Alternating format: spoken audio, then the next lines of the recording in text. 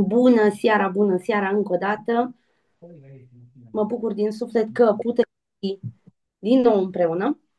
Am să vă rog să aveți grijă la microfoane, mă dă dacă poți să fii atentă dacă mai intră cineva să accepti. Da, Mulțumesc. V-am spus și am făcut mare zarvă că în seara asta vom avea un Zoom foarte important și anume cum să îți creezi profilul clientului perfect pentru postări. Văd că a scris dublu. Scuzați dublura de pe ecran, dar am muncit seara la el. Descoperă strategii esențiale pentru a-ți identifica și a-ți atrage membrii ideali în rețeaua ta de network marketing prin postări personalizate și eficiente. Pentru că eu cred că ați văzut de multe ori că se întâmplă să atragem oameni mulți, dar prea puțini potriviți pentru afacerea noastră. Nu v-am întrebat dacă se vede share-ul și am să vă rog să-mi da, confirm se vede perfect. pe... Yep. Bun, hai să vedem. De ce este crucial să cunoști clientul tău ideal? Păi cum poți să ceri ceea ce nu știi? Cum poți să ceri un lucru dacă nu știi ceea ce vrei, nu?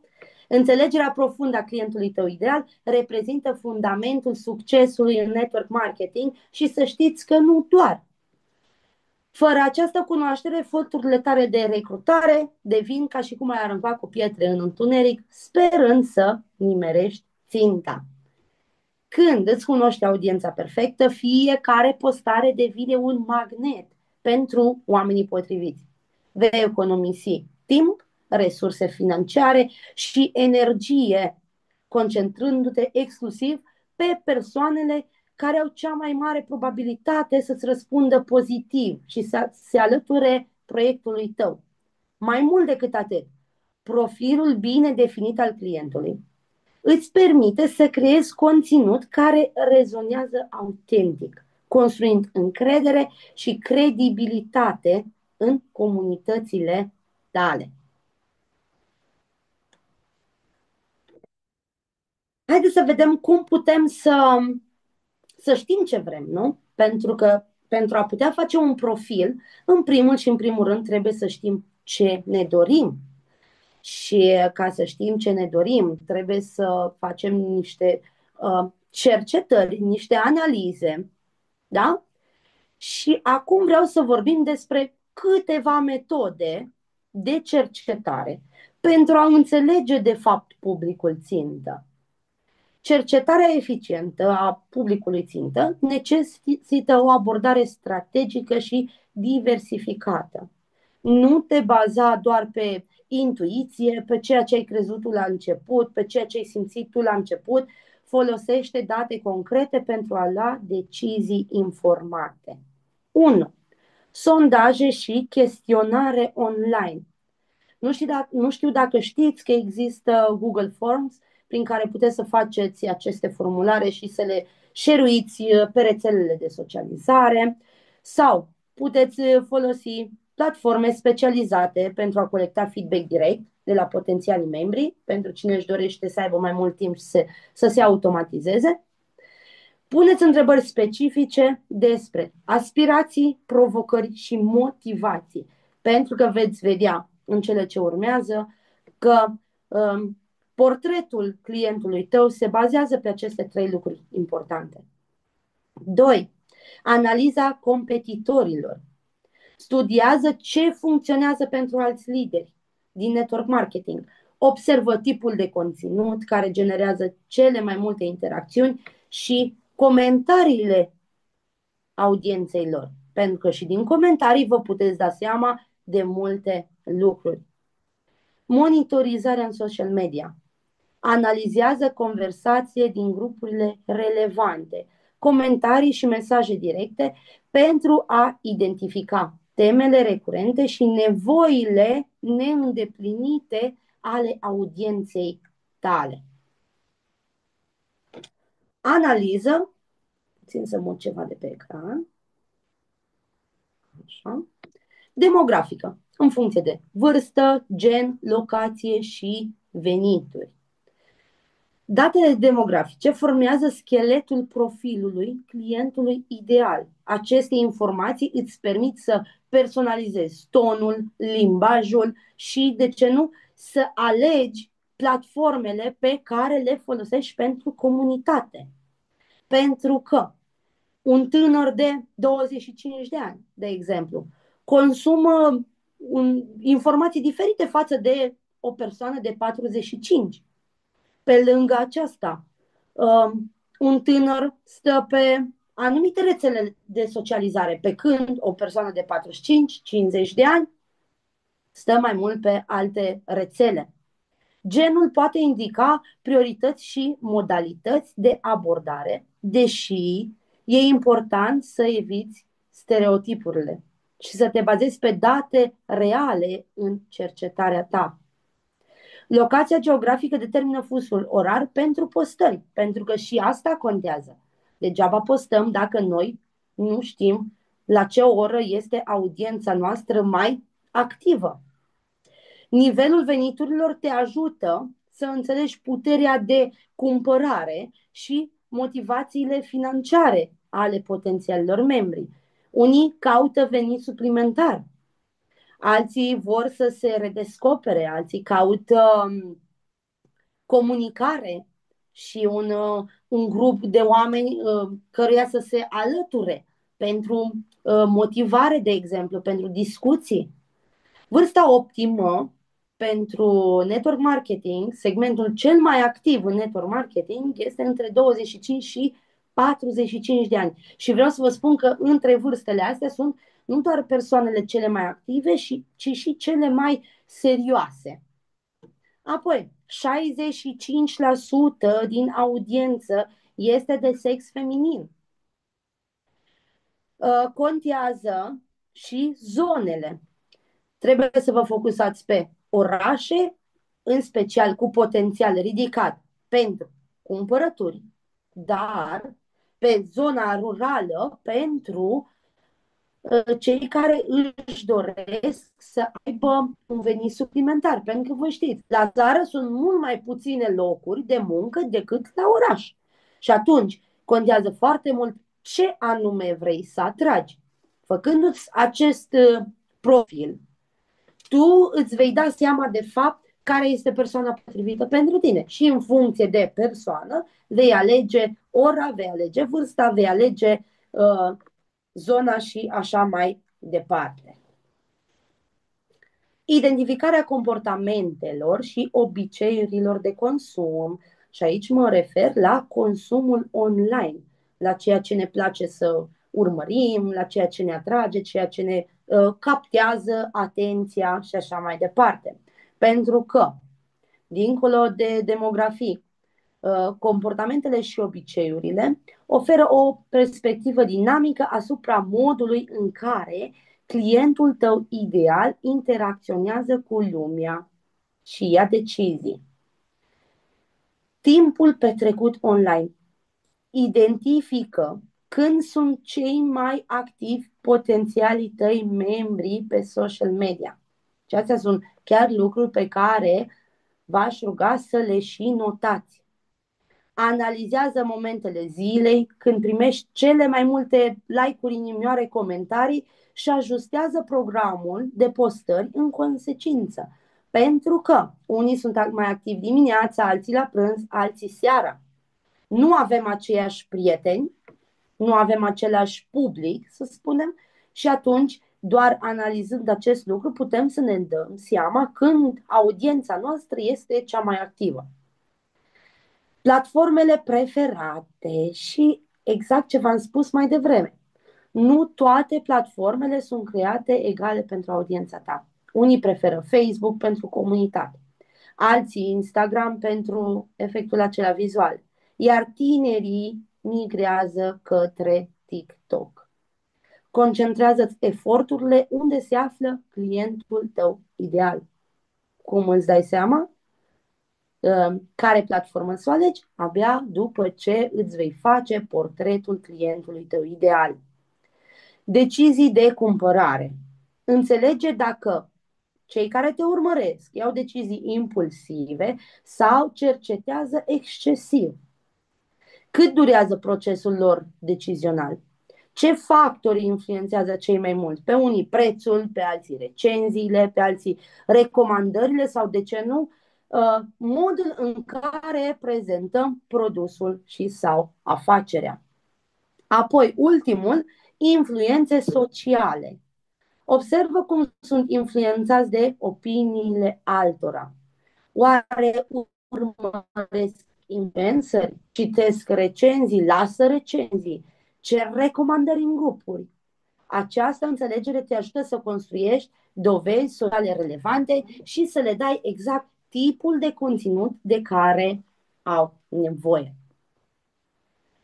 Descoperirea nevoilor, dorințelor și Mădălina, și punctelor dureroase.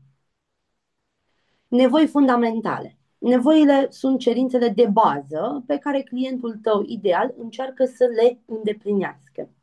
În network marketing, acestea pot include venit suplimentar stabil, flexibilitate în program, independență financiară, timp liber mai mult, oportunități de dezvoltare personală și, cum v-am spus mai devreme, oportunități de comunicare pentru cei care probabil sunt mai izolați și nu au șansa să socializeze atât de mult precum și-ar dori.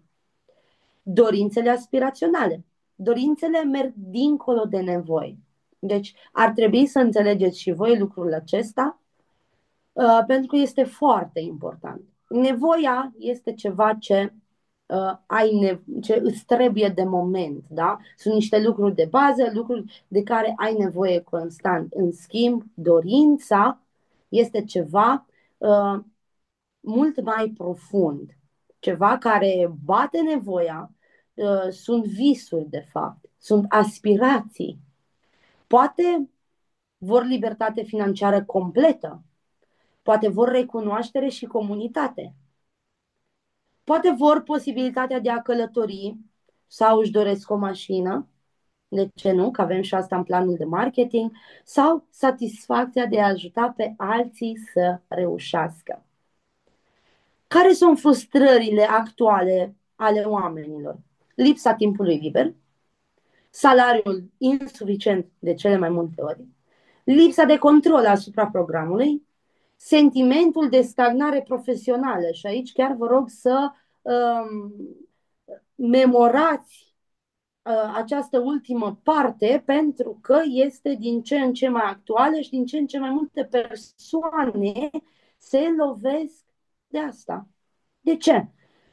Cred că ați observat și voi că în majoritatea cazurilor evoluează cei care au pile, au bani, cei care sunt mai ni-ni-ni, mi-mi-mi, să nu le spun cum sunt, și așa mai departe.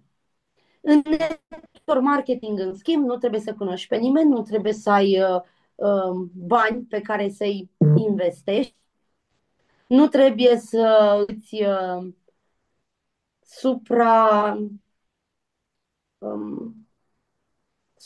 nu știu cum să vă spun, nu trebuie să-ți pupi toată ziua superiorul, că toți avem un superior până la urmă, da? Adică nu trebuie să stai acolo și toată ziua să te lingușești pe lângă el cum trebuie în mod normal la un job clasic. Nu trebuie studii superioare, pentru că există oameni foarte inteligenți care nu au avut șansa să facă studii superioare, dar la un job clasic ai nevoie de asta dacă vrei ceva mai bun și dacă vrei să evoluezi, nu? Soluții căutate. Ce caută oamenii? Caută un sistem simplu și replicabil, mentorat constant, comunitate de suport, dovezi concrete de succes. Și acum vedeți de ce vă spun tot timpul, fetelor, ieșiți și felicitați-vă oamenii. Ieșiți în față cu rezultatele voastre. Ieșiți în față cu Zoom-urile. Promovați faptul că vor urma Zoom-uri, ieșiți din Zoom, faceți poze în timpul Zoom-ului, filmulețe, faceți apoi colaje frumoase și povestiți oamenilor despre ce ați învățat în Zoom și cum a fost. pentru că oamenii caută asta. Obstacole percepute. Care sunt? Frica de eșec. Foarte mulți oameni au. Lipsa experienței. Îndoieli legate de network marketing. Preocupări despre stimatul multilevel marketing. Pentru că, deși network marketingul este acum văzut mai bine decât era văzut cu 5 ani în urmă, să știți că încă sunt foarte multe persoane care nu văd acest domeniu cu ochi buni. Și atunci, da, sunt oameni care nu intră în astfel de afaceri cumva de frica asta de a nu arăta oamenilor ce fac și de a nu fi judecați de către alți oameni că fac network marketing. Așa, creează o listă cu cele mai frecvente obiecții și frustrări pe care le întâlnești. Puteți chiar și voi între voi să vă întrebați, păi, care a fost frica ta? Care a fost frustrarea ta? Ce ai căutat? Ce ți-ai dorit? Sau ce îți dorești în continuare? Noi putem să facem acest research chiar și în interiorul echipei. Fiecare postare ar trebui să abordeze indirect cel puțin una dintre aceste provocări, oferind soluții și speranță. Și acum ajungem la crearea propriu-zisă a profilului și îmi voi muta repede ceva de pe ecran ca să văd și eu. Crearea profilului clientului folosind datele colectate. Acum că ai colectat toate datele, da? Este timpul să transformi acele date într-o persoană reală și tangibilă. Persoana care va fi partenerul sau clientul tău ideal. Acest exercițiu transformă statisticile reci în oameni cu povești reale și veți vedea de ce. Pasul numărul 1. Și pe asta vom face la final să vedem cât timp avem și câteva exemple practice, da? Dă-i nume și o față. Dacă tu nu o numești într-un fel și nu îi pui acolo o poză cum ai vrea tu să arate, indiferent de ce poză, tu nu ai omul, tu nu ai profilul, tu nu ai începutul. Și atunci, caută o poză, pune o poză și spune, se numește Ana, Maria, Ioana, cum vreți voi, Mihai, Ion, Gheorghe, Vasile, cum vă place vouă. Are 20 de ani, 30 de ani, 45 de ani, nu râde Mădălina, 45 de ani. Ce vârstă credeți voi că ar fi potrivită pentru voi, pentru interacțiunea voastră? Veți vedea că acest lucru face procesul mai personal și memorabil. 2. Detaliază contextul. Cine e Maria? Are familie? Câți copii are? Ce profesie are? Ce stil de viață are? Lucrează part-time? Lucrează full-time? E asistentă? Este manicuristă? Vrea să petreacă mai mult timp cu familia? Detaliază cine este Ana. Eu o voi numi Ana. Definește-i obiectivele. Ce vrea Ana să realizeze? Vrea un venit suplimentar? Vrea o activitate full-time de acasă? Vrea să scape de job, să stea mai mult lângă copii? Vrea să se întoarcă din străinătate? Probabil, care a fost și cazul meu. Nu are loc de muncă, stă la țară, nu are loc de muncă și are nevoie de unul? Aici, la fel, găsiți voi ceea ce considerați că trebuie să îndeplinească omul pe care vreți să-l targetați. 4. Identifică-i provocările.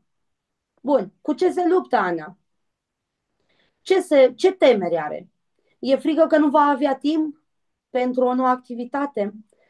Că nu este suficient de bună, că nu are experiență, că trebuie să investească zeci de mii de lei ca să reușească, că va spune X și Y nu știu ce despre ea.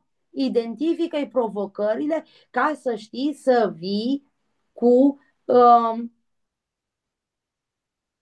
cum să vă explic, să poți să vii să-i le spulberi prin postările tale, prin filmulețele tale. Bun, 5. Stabilește motivațiile. Ce o împinge pe Ana înainte? Vrea să fie un model pentru copiii ei, vrea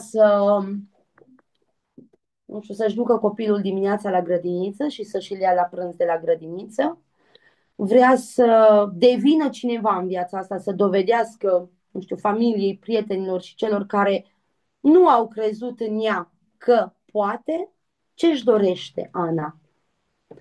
Când creezi conținut, vorbește direct cu persoana ta, persoana pe care ai creionat-o. Evitați formulele astea de politețe, dumneavoastră și așa mai departe, pentru că nu faceți decât să puneți o barieră între voi și persoana respectivă. Dacă eu vin și acum fac un filmuleț în mod general și spun salutare dragilor, poate v-ați dori un loc de muncă sau poate vreți să vă luați produse la reducere sau de ce nu, poate vreți să vă luați o mașină. Deja e așa, poate. Deja nu cred că ați simțit niciuna dintre voi că vorbesc cu voi.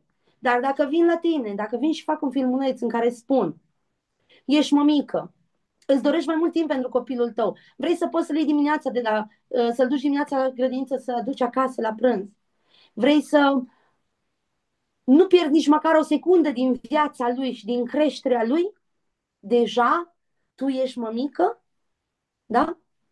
Tu deja simți că am vorbit cu tine și am vorbit cu tu. N-am început. Sunteți cumva dumneavoastră o mămică? Vă doriți să aveți mai mult timp alături de familie? Vă doriți un venit suplimentar? Deja eu am creat o barieră între mine și voi. Și atunci clar că nu am cum să vă atrag. Vreau să vă spun aici un lucru foarte important, pe care l-am spus și o să-l repet ori de câte ori este nevoie. Respectul nu constă în formula de adresare. Puteți să înjurați un om spunându-i la final dumneavoastră sau puteți să-i vorbiți extrem de frumos spunându-i tu. Să eliminăm puțin ideea asta de dacă nu-mi spune dumneavoastră, șefa, nu știu cum, nu mă respectă. Nu. Respectul e total diferit. Și tocmai pentru asta încercați să faceți postările cât mai personale. În primul rând, vreau să, după ce ați terminat postarea filmulețul, vreau să vă întrebați, dacă eu aș fi Ana, aș rezona cu postarea asta? M-ar atrage? Aș simți că e pentru mine? Aș răspunde la acest mesaj dacă aș fi în locul ei? Te rog să vii încet. Această abordare transformă postările generice în conversații relevante. Exact ceea ce v-am exemplificat mai devreme. Bun. Mergem mai departe. Adaptarea conținutului pentru diferite segmente de clienți. Pentru că, chiar dacă aveți o persoană principală în gând, da? Este vital să recunoașteți că audiența voastră nu este formată doar din genul acesta de oameni, nu? Și atunci, segmentarea inteligentă vă va permite să personalizați mesajele pentru grupuri specifice, maximizând impactul fiecărei postări. Dacă vă uitați pe ecran, eu am făcut 4 grupe. Am împărțit toată audiența mea în 4 grupe. Cei considerați serioși, cei care caută informații despre sistem, plan de compensare, suport, training-uri disponibile, ăștia îi puneți într-o grupă. Apoi, urmează grupa celor aproape convinși, care ce caută? Caută testimoniale detaliate și concrete, caută îndemnul la acțiune, call to action, îndemnuri clare la acțiune, Caută oferte de consultare personalizată. Apoi, a treia, membrii activi. Ei ce caută? Caută tips and tricks, asta înseamnă pentru creștere, înseamnă trucuri pentru a crește, da? Caută recunoaștere publică, caută oportunități de avansare, caută construirea unei comunități. Și apoi avem începătorii curioși care caută conținut educațional despre ceea ce este network marketingul, despre mituri versus realitate, despre povești de succes inspiraționale și așa mai departe. Câteva strategii pentru a vă putea segmenta audiența. Creați liste separate pentru fiecare segment. Dezvoltați un calendar de conținut care balansează postările pentru toate segmentele. Folosiți hashtag-uri și cuvinte cheie specifice pentru fiecare categorie și testați diferite forme. Video pentru unii, text lung pentru alții, poze pentru cei mai leneși puțin și așa mai departe. Important este, nu amestecăm începătorii cu serioși, cu convinși, cu activi. Niciodată. Nu facem un haos. Astăzi postăm pentru cei serioși, așa i-am denumit, sper că restul să nu se simtă în niciun fel. Mâine postăm pentru cei aproape convinși, apoi pentru începători, apoi pentru membrii activi. Cumva, în modul acesta, vom reuși să ne facem un plan extraordinar de postări pentru toată săptămâna. Testarea și optimizarea postărilor bazate pe feedback. Facem postările, de fapt facem portretul partenerului, ideal îi facem postările, le facem, dar trebuie să vedem și dacă postările sunt bune și ce e mai bun și ce merge mai bine și pentru asta stabiliți indicatori cheie de performanță. Cum ar fi? Ați văzut că cel puțin pe Facebook, pe TikTok vă arată vizualizările, like-urile, comentariile, mesajele directe pe care le primiți. Vedeți la care postări primiți mai multe, la care mai puține sau deloc. Testați orele de postare, lungimea textului sau a videoului, tipurile de imagine, tonul mesajului, îndemnul la acțiune. Toate lucrurile acestea vă vor fi de folos, pentru că noi trebuie să facem lucrul acesta constant. Nu este suficient să facem o dată.